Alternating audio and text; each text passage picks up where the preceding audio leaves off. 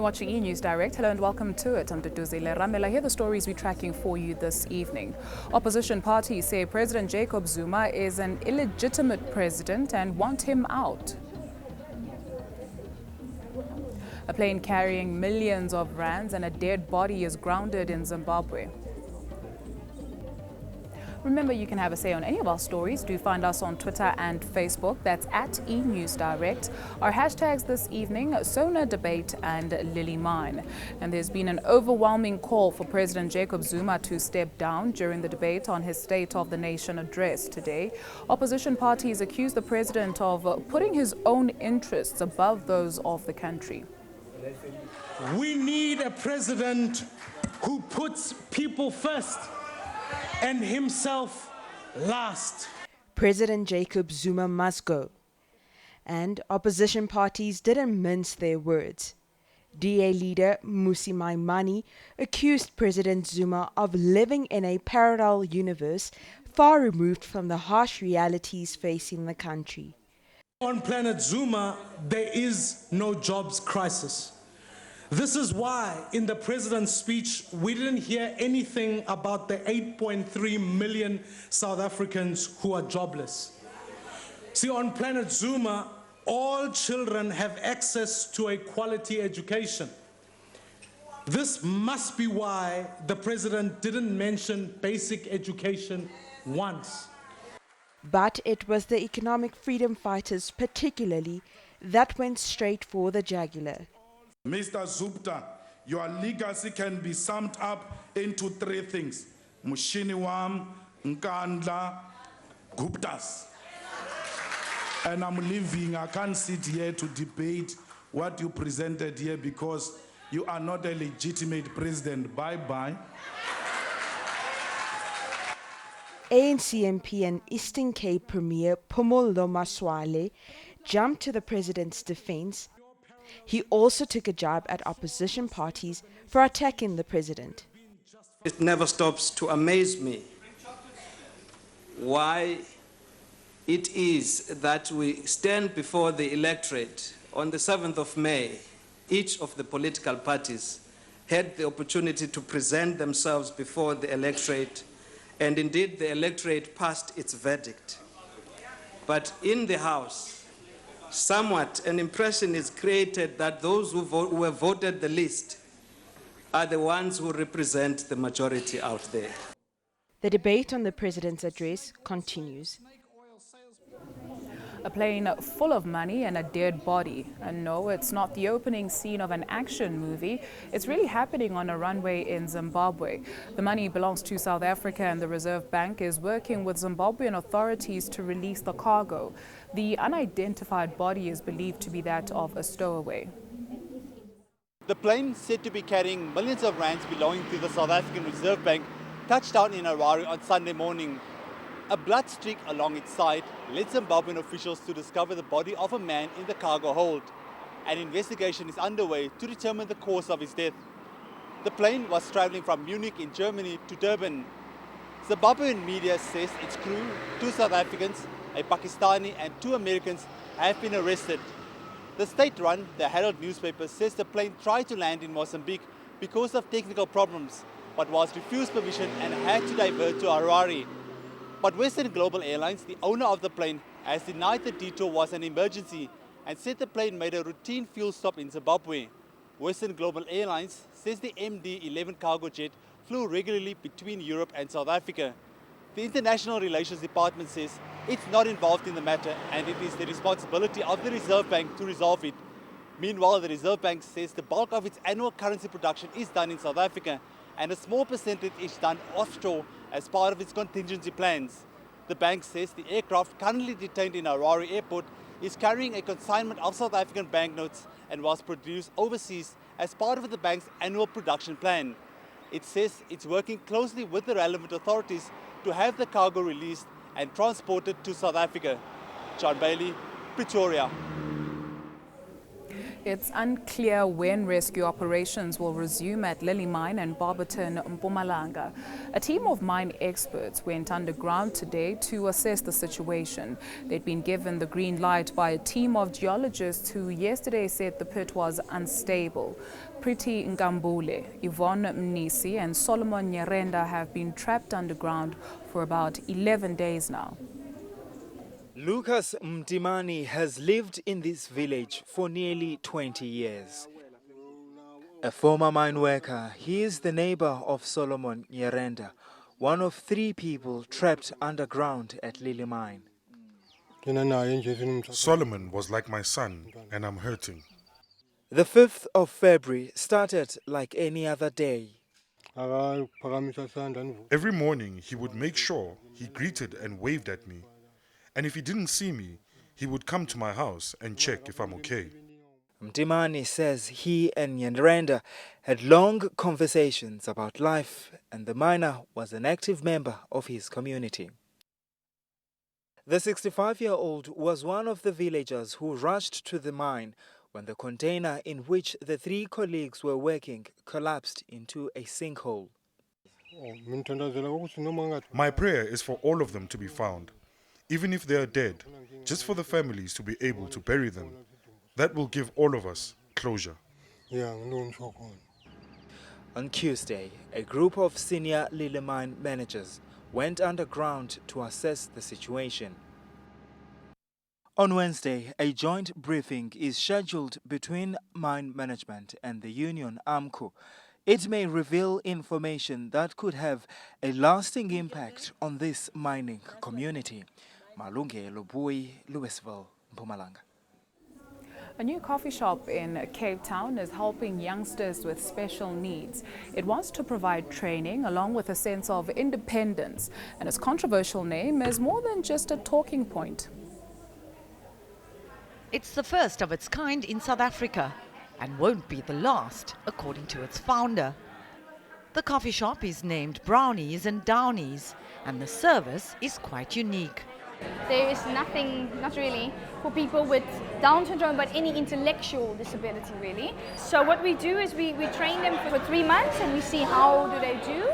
And we're actually partnering with some organizations here in the neighborhood who gets paid learnerships and paid jobs. Its distinct name has also drawn some attention. The name is actually created by parents of people with Down syndrome. So they are actually the ones who came up with the name. And the whole reason why they did that is because no one cares about people with Down syndrome. What they did is they said, yeah, it might be controversial, but it's a name you will never forget. And the young students couldn't be happier. I feel great because I've been rejected by 17 high schools and never got given a chance because of PDD-NOS. That's a form of autism, high functioning. How do you feel working here? I love it so much because I want to work here sometime. So after just 1 week of opening, the restaurant is buzzing with customers, a sure sign that the service here at Brownies and Downies is of a high standard and that the training is certainly, thank you, paying off. Tanya Neft, Cape Town. A quick look at international news now, and Ugandan police have clashed with opposition supporters in the worst outbreak of violence. That's ahead of Thursday's presidential election. Running battles erupted after police fired tear gas to disperse hundreds of people lining the streets of the capital to welcome opposition leader Kizza Besigye. Earlier, Besigye was briefly detained and had his car towed away. He's been accused of holding illegal rallies. A Mexican prison director and 2 other officials have been arrested and are facing charges of homicide after 49 inmates died in a riot this week. The riot that started when 2 prison gangs attacked each other is one of the deadliest in the country's history. It happened just days ahead of a planned visit by Pope Francis to another Mexican prison. And a massive winter storm is sweeping across the east coast of the United States. It has already scuttled around 1,400 flights and is expected to dump more than 30 centimeters of snow in Pennsylvania and New York. Right, let's see what's hot on social media. And it was the hashtag Sona debate that led today with President Jacob Zuma's State of the Nation address coming under the spotlight. Musi Maimane is saying the president lives on planet Zuma, while this man, Julius Malema, berated the president and said he was wrong for backing the removal of Thabo Mbeki. And on our Twitter account today, we wanted to know if you think the Sona debate makes any difference. So far, 24% saying yes, 59% saying no, and 17% simply not bothered. Taking a look at some of your comments, Edmond Zikali saying 2 years in a row, the MPs don't touch on reality facing South Africans. It's all point scoring and trying to settle old grudges. While Eastside Auto E30 saying what's said and agreed upon is forgotten tomorrow. I don't see poverty changing, it's getting worse. Let's change gears now and look at some entertainment news on social media. And Taylor Swift was one of the late hashtags today, coming off the back of the Grammys. It seems she snuck a dig at Kanye West in her Album of the Year acceptance speech after he mentioned her in one of his songs at a concert last week. And of course, for these stories and more, you can follow us on Twitter and Facebook. Just look for eNews Direct, or you can head on over to our website, that's emca.com/direct. Money matters now, and Anglo American has widened its restructuring process. The company will cut down the number of assets it owns. Well, as you know, we've made significant changes to the portfolio. We've reduced from 65 down to 45 assets. That's a 30% reduction. And in 2015, we said we'd generate at least $1.5 billion from disposal proceeds. We actually got 1.7 in cash, or in fact announced $2.1 billion in actual programs. So well ahead of schedule. We would expect to complete that program mid-year. What we've done is we've said that we should be able to achieve $3 to $4 billion in 2016 with some additional assets that I've outlined today. All right, let's see how the markets performed today.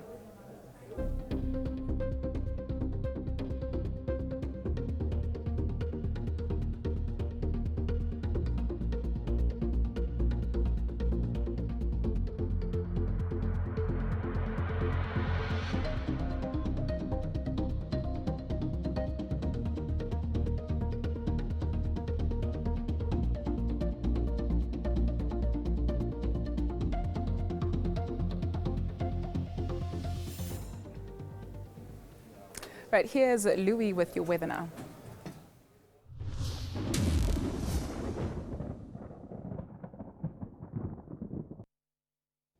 Good evening and welcome to the Weather Centre.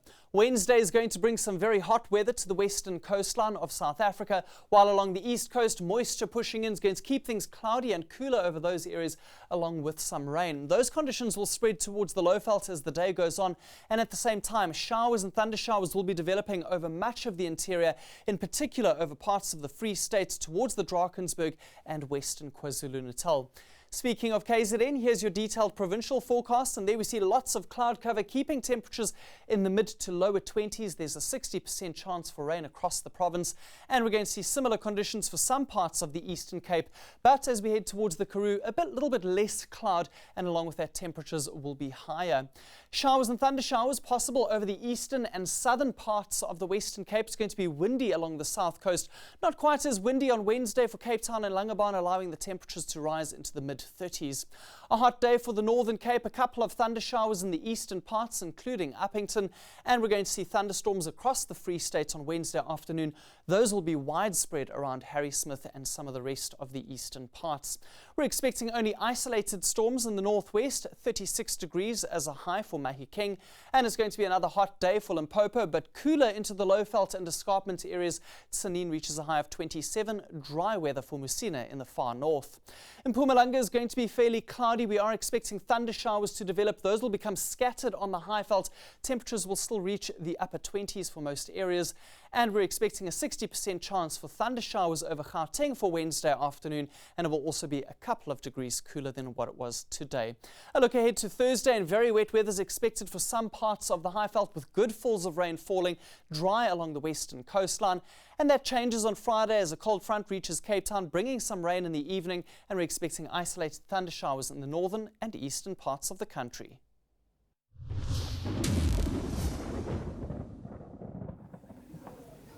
After the break, US rapper Kendrick Lamar is the big winner at the Grammy Awards, but he still loses out to Taylor Swift.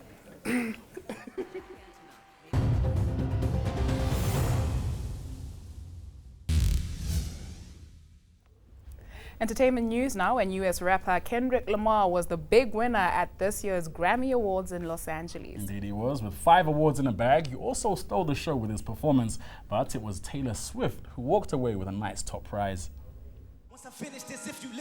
Rapper Kendrick Lamar brings the house down. Walking out as part of a chain gang, he lit the stage and swept the rap category in this year's Grammy Awards. Nominated 11 times, the California rapper went on to bag 5 Grammys. He looked set to take the Album of the Year for his critically acclaimed album To Pimp a Butterfly. But it was Taylor Swift who walked away with the most coveted award of the night. She delivered an acceptance speech about female empowerment, hinting at her rivalry with rapper Kanye West. I want to say to all the young women out there, there are going to be people along the way who will try to undercut your success or take credit for your accomplishments or your fame. But if you just focus on the work and you don't let those people sidetrack you, someday when you get where you're going, you'll look around and you will know that it was you and the people who love you who put you there. And that will be the greatest feeling in the world.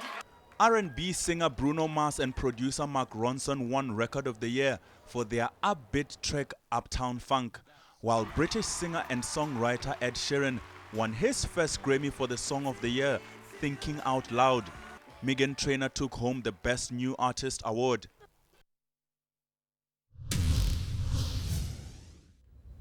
A reminder of the day's top stories before we say goodbye. Opposition parties say President Jacob Zuma is an illegitimate president and want him out. A plane carrying millions of rand and a dead body is grounded in Zimbabwe. And that's our lot for tonight.